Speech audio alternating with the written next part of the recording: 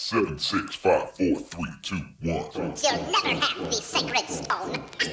Oh, this you crazy mother.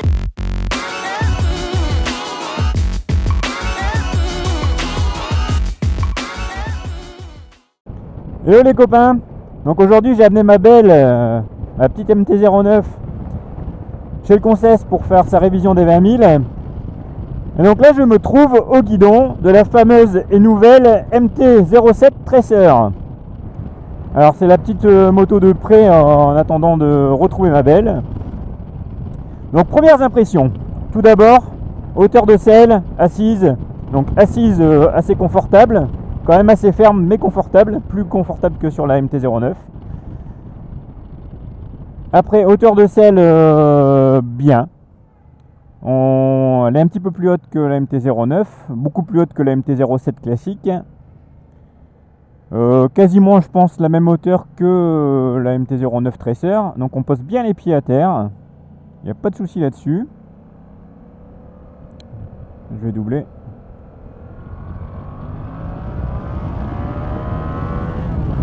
Ouais, ça envoie du pâté quand même. Ah, il y a de quoi... Il y a de quoi faire. Donc je disais donc, on a bien les pieds au sol. Ça, il n'y a pas de problème.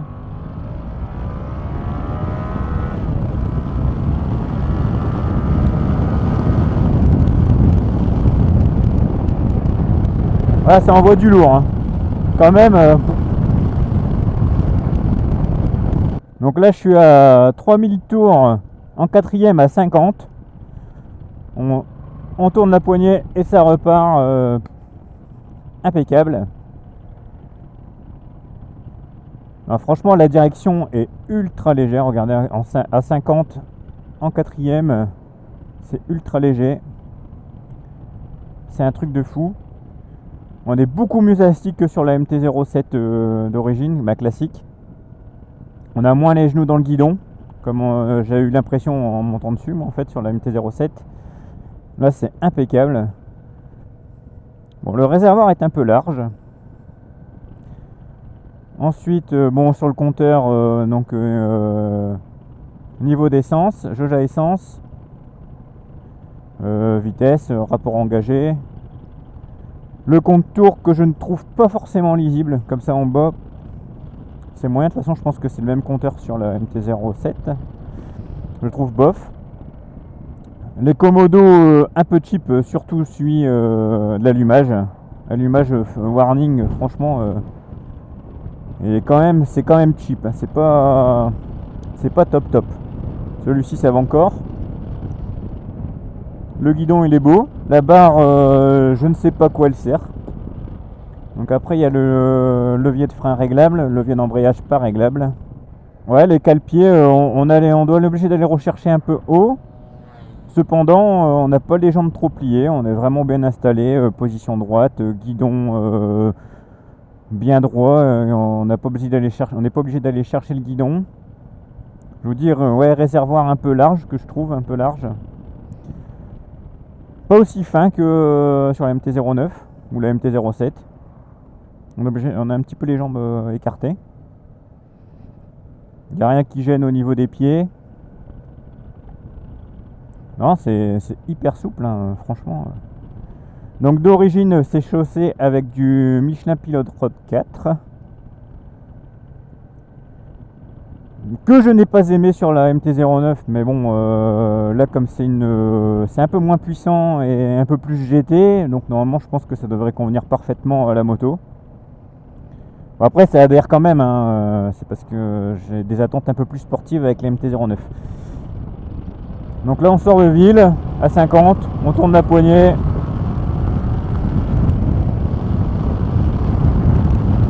Et on trace, on se retrouve à des limites bien au-dessus de limitation de vitesse. Et sans forcer, hein. C'est largement suffisant. Pour ceux qui veulent une petite routière pas trop chère, je pense que ça va être une sacrée concurrente à la Versys 650. Parce que je crois qu'elle doit être proposée à 8700 €, je crois. Donc quand même moins cher que la Tracer 900. Mais ça peut être un bon compromis parce que le moteur est largement suffisant, hein. Après charger, je ne sais pas ce que ça vaut, mais là tout seul, c'est quand même pas mal, hein. Donc un beau guidon noir mat, bien fin, poignée assez fine, des beaux petits embouts de guidon un petit peu chromés, là, anodisés, là, version alu, quoi, c'est pas mal, franchement c'est propre. Non, c'est assez design. C'est vrai qu'ils auraient pu faire quand même un effort sur le Komodo qui est quand même vachement moche, hein. Ça, il n'y a pas à chier, hein. Mais bon, une bonne machine, bien souple. Je pense que le caractère par rapport à la MT-07 classique est légèrement adouci. Donc ce qui permet, c'est plus souple, un peu moins nerveux. Ça garde la patate, hein, mais c'est un peu plus souple. C'est un peu comme la Tracer et la Tracer 900 et la MT-09. C'est le même moteur, mais en plus adouci, un peu plus souple, un peu plus agréable à l'usage, un peu moins brut de décoffrage quand on tourne la poignée, quoi. Donc je vais m'arrêter pour vous montrer un petit peu la gueule de la machine. Bon, ça cogne un tout petit poil en bas, mais c'est vraiment très léger. On va se mettre là. Tac. Donc voilà la bête.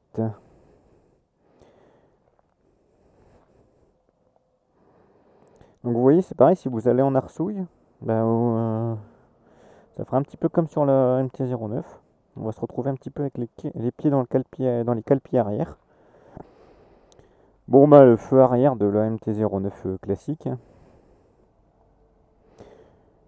Michelin Pilote Road 4. Toujours le beau bras oscillant à l'arrière de la MT-07.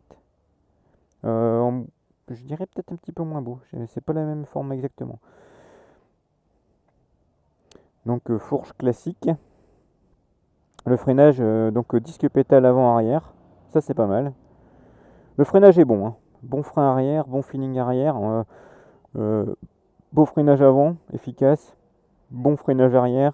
Il faut aller chercher un petit peu la pédale, mais une fois que c'est allé, on va la chercher, tout va bien. Pas de souci. Après, le cadre classique, hein, c'est une belle petite gueule.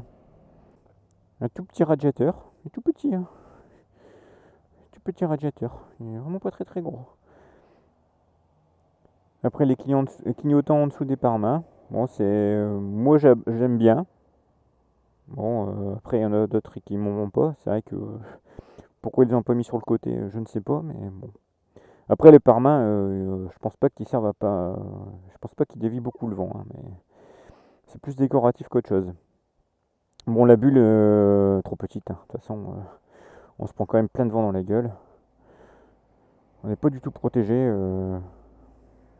J'ai essayé la S1000 XR de Tiki, on se met derrière, on peut rouler blouson ouvert, casque ouvert, tellement il fait chaud, quoi.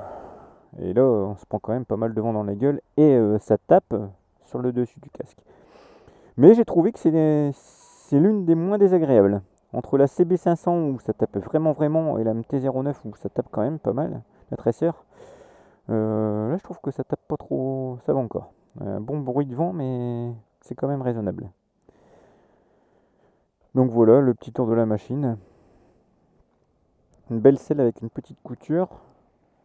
Un petit système antidérapant. Pas mal. Bon allez, on y va. Non, franchement, c'est une bonne machine.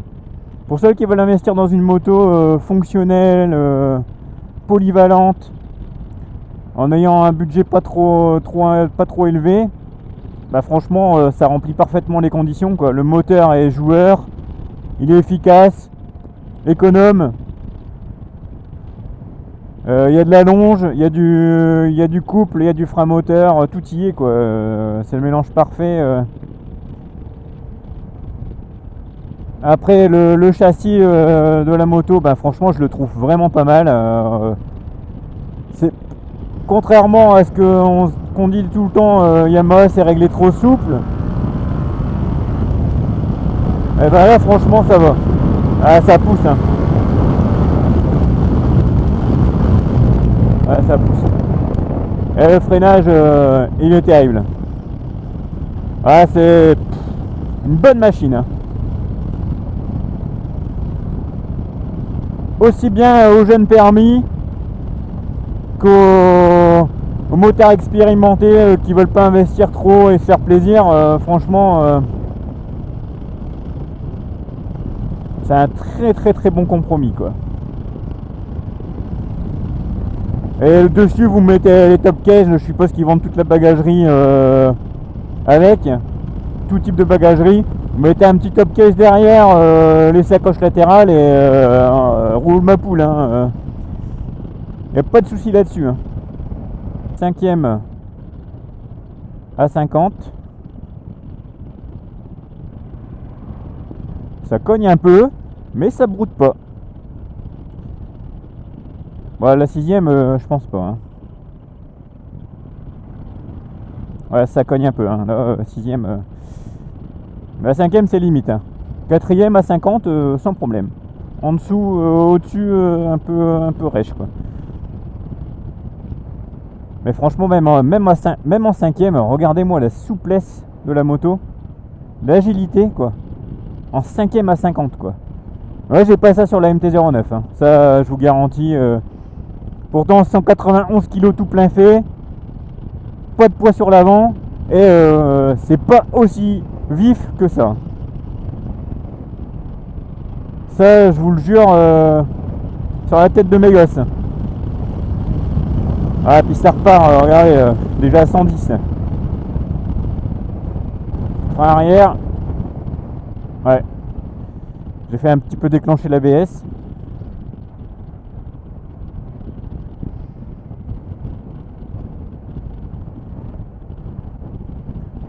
Très bon frein arrière. Et l'avant, ouais, vraiment pas mal. Franchement, bonne machine.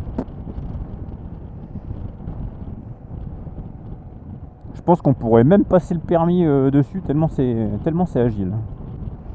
Donc voilà. Bon, j'espère que ce test vous a plu. Je ne suis pas très doué et pas très à l'aise là-dedans. J'ai tendance à... je veux en dire tellement que je me mélange un peu. Ne m'en tenez pas rigueur, c'est pour vous livrer mes impressions. Et franchement, pour moi, c'est une très bonne machine. Et je la conseille à ceux qui veulent investir dans une moto polyvalente. Et pouvant faire de la route sans avoir les contraintes d'un roadster. Et ben franchement, foncez parce que... à 8700 €, je crois, c'est un bon compromis et c'est vraiment bien placé, quoi. Voilà. Allez, tchuss les mecs. Ciao. Alors aujourd'hui on se retrouve pour l'unboxing de ma nouvelle caméra.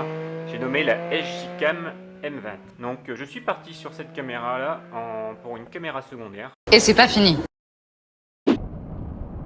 Ah, par contre avec la mienne on m'entend, mais avec celle-là, pas du tout. Hein. Ouais, c'est ce que je confirme. Hein. En position un petit peu attaque, on a les talons qui tapent dans les cale-pieds arrière passagers. Le même problème que sur la MT-09. Ouais, elle n'est pas mise en position haute là, si. Ouais, si, elle doit être en position haute. Ouais, c'est trop bas déjà. Bah, c'est... Ouais, ça tape.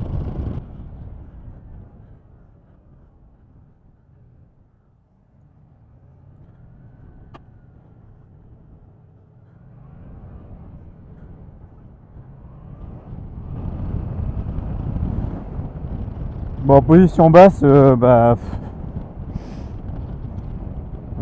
a pas trop de différence. Ah, j'ai compris à quoi servait la barre. En fait, elle sert juste à maintenir les pare-mains et les clignotants, en fait. C'est un support. Ouais, je fais de la merde. Je fais des essais de merde. Sérieusement, je suis pas bon.